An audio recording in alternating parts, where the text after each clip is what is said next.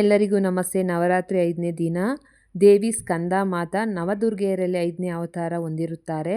ಈ ತಾಯಿನ ನಾನು ಯಾವ ರೀತಿ ಪೂಜೆ ಮಾಡ್ತಾ ಇದ್ದೀನಿ ಅಂದರೆ, ಹೊಸ್ತಿಲಿಗೆ ಪೂಜೆ ಮಾಡುವ ಮುಖಾಂತರ ನಾನು 5ನೇ ದಿನ ನವರಾತ್ರಿ ಸ್ಟಾರ್ಟ್ ಮಾಡಿಕೊಂಡೆ. ಇವತ್ತಿನ ಬಣ್ಣ ಬಂದು ಬಿಳಿ ಬಣ್ಣ ಆಗಿರುತ್ತೆ. ಅದರಿಂದ ನಾನು ಬಿಳಿ ಹೂಗಳನ್ನು ಬಳಸಿದ್ದೀನಿ. ಅದಕ್ಕೆ ಮಲ್ಲಿಗೆ, ಸುಗಂಧರಾಜ ಮತ್ತು ಬಿಳಿ ದಾಸವಾಳ ಮತ್ತು ಬಿಳಿ ಶಾಮಂತಿ ನಾನು ಯೂಸ್ ಮಾಡಿದ್ದೀನಿ. ಇದಕ್ಕೆ ಸ್ಯಾರಿ ಬಂದು ಬಿಳಿ ಮತ್ತು ಮೆರೂನ್ ಕಲರ್ ಇರುವಂತಹ ಬಾರ್ಡ್ರ್ ಇರುವಂಥ ಸೀರೆನ ಅಮ್ಮನವ್ರಿಗೆ ಉಡಿಸಿದ್ದೀನಿ.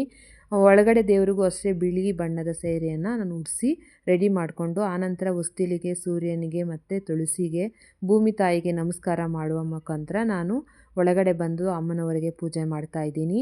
ಈ ರೀತಿ ತಾಯಿಯನ್ನು ನಾವು ಪೂಜೆ ಮಾಡೋದು, ಸ್ಕಂದ ದೇವಿನ ಪೂಜೆ ಮಾಡೋದ್ರಿಂದ ಶಕ್ತಿ, ಸಮೃದ್ಧಿ ಮತ್ತು ಅಭಿವೃದ್ಧಿ, ಸಂಪತ್ತು ಎಲ್ಲ ಅನುಗ್ರಹ ಮಾಡ್ತಾಳೆ ಅಂತ ಹೇಳ್ತಾರೆ. ಈ ತಾಯಿ ಬಂದುಬಿಟ್ಟು ಮತ್ತು ತಾಯಿಯ ರೂಪವನ್ನು ಹೊಂದಿರುತ್ತಾರೆ.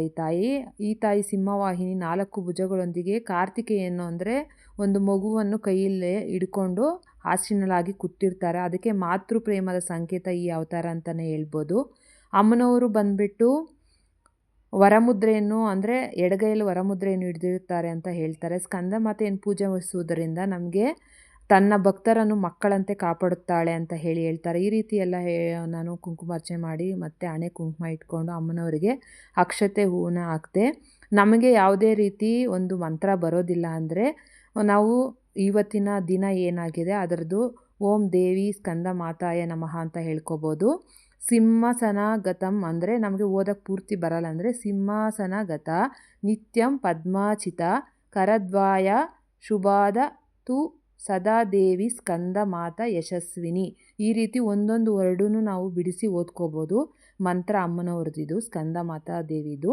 ಈ ರೀತಿ ಎಲ್ಲ ಮುಗಿಸ್ಕೊಂಡು ನನ್ನ ಪೂಜೆ ಮನೆಯಲ್ಲಿ ನಾನು ಹೊರಟಿದ್ದು ಚಾಮುಂಡೇಶ್ವರಿ ದೇವಸ್ಥಾನಕ್ಕೆ.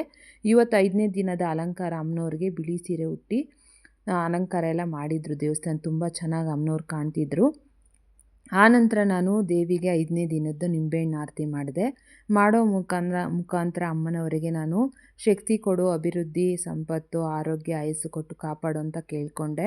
ನಾನು ತುಂಬ ಕೇಳ್ಕೊಳ್ಳೋದಂದರೆ ಶಕ್ತಿ ಕೊಡು, ನಿನ್ನ ಸೇವೆ ಮಾಡೋದಕ್ಕೆ ನನಗೆ ಶಕ್ತಿ ಕೊಡು ಅಂತ ನಾನು ತುಂಬಾ ಕೇಳ್ಕೊಳ್ಳೋದು. ಯಾವಾಗಲೂ ಅಷ್ಟೇ ಆರೋಗ್ಯ, ಆಯಸ್ಸು ಮತ್ತು ಶಕ್ತಿ 3 ಇದ್ದರೆ ನಾವೇನು ಬೇಕಾದರೂ ಮಾಡ್ಬೋದು ಅಂತ ನನ್ನ ಅಭಿಪ್ರಾಯ. ಈ ರೀತಿ ಎಲ್ಲ ಮುಗಿಸ್ಕೊಂಡು ನಾನು ನವಗ್ರಹ ಮತ್ತು ನಾಗದೇವತೆಗೆ ನಾನು ಪೂಜೆ ಮಾಡಿಕೊಂಡೆ. ಇಲ್ಲಿ ವಿಶೇಷ ಏನಂದರೆ ಇಲ್ಲಿ ಮೊದಲಿಗೆ ಅಮ್ಮ ಹುತ್ತದಿಂದ ರೂಪ ತಾಳಿರೋದು, ಈ ರೀತಿ ಗರ್ಭಗುಡಿ ಆಗಿರೋದು ಈ ದೇವಸ್ಥಾನದ ವಿಶೇಷನೇ ಅದು ಅಂತ ಹೇಳ್ಬೋದು. ಆನಂತರ ಬಂದು ಅಮ್ಮನವರಿಗೆ ಕೈ ಮುಗಿದು ನಾನು ನಮ್ಮನೇಲಿ ಎಲ್ಲ ಬೇಡ್ಕೊಂಡೆ. ಇವತ್ತು ಪ್ರಸಾದ ಬಂದು ನಾನು ಉಪ್ಪಿಟ್ಟು ಕೇಸರಿಬಾತ್ ಮಾಡಿದ್ದೆ. ಈ ರೀತಿ ಅಮ್ಮನವ್ರು ತುಂಬ ಚೆನ್ನಾಗಿ ಕಾಣ್ತಾಯಿದ್ರು. ಬಿಳಿ ಕಲರ್ ಅನ್ನೋದು ಒಂದು ಶಾಂತ ಅಂತಲೇ ಹೇಳ್ಬೋದು ಅಂತ ಹೇಳ್ತೀನಿ. ಎಲ್ಲರಿಗೂ ಒಳ್ಳೆಯದಾಗಲಿ. Thank you.